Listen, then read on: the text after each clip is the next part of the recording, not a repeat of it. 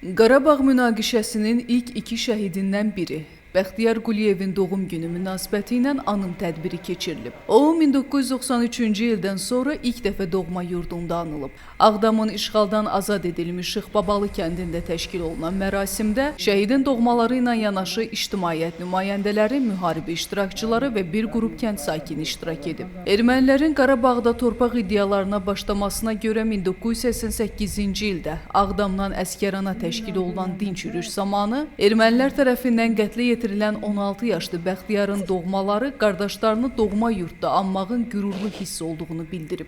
Uşağım, qardaşıma bir yerdə oturub, söhbət edirdi, danışırdı. Birdən bir hadisə getdi. Vətən sevən adamıdır. Çox vətən sevən adamıdır.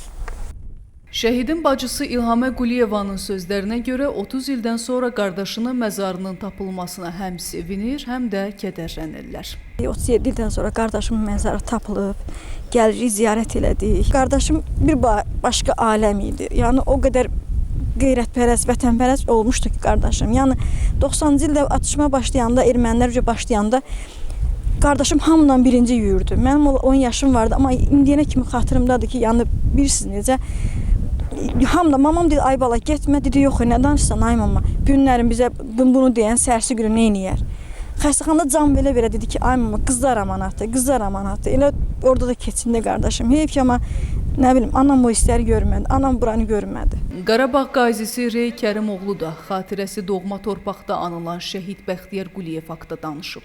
Bu günləri biz ilk dəfə olaraq Azərbaycanın ilk iki şəhidindən biri. Bilirsiniz ki, 88-ci il fevral ayında ermənilərin Azərbaycanın torpaq iddiasına qarşı yürüyüş eləyən dinç yürüyüş iştirakçılarının ikisi Əli ilə Bəxtiyar ermənilər tərəfindən qətlə yetirilmişdi. Onlar şəhid olmuşdu.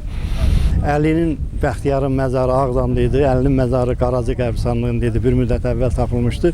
Noyabr ayında da təxminən Bəxtiyarın qəbrini Ağdam rayon Şıxbabalı kəndində idi, dəfn olmuşdu, tapdıq. Bəxtiyar 16 yaşında şəhid oldu. Dinc insan idi, əli silahsız insan idi. Bunu niyə öldürməliydik ki, erməni? Ona görə də biz həmişə onları anmalıyıq, ziyarətlərini həyata keçirməliyik. Allah rəhmət eləsin, şəhidlər başımızın tacıdır. Biz onların anım günləridir, onların şəhid olduğu günləri də yaşatmalıyıq. Qoy gələcək nəsil, gənc nəsil bilsin, tanısın. Qeyd edək ki, Bəxtiyar Quliyevin məzarı doğulduğu Ağdam rayonunun işğaldan azad edilmiş Şıxbabalı kənd qəbristanlığındadır. Onun məzar daşının qalıqları ötən il aşkar edilsə də, dağıntılar səbəbindən məzar hələ də müəyyən edilməyib. Məhz elə buna görə də digər şəhid məzarlarının yanında ona anım xatirə məzarı yaradılıb. Elgün Gəncimsoy, Ayşən Rəhim, Pərviz Allahverdiyev, Bizim Media.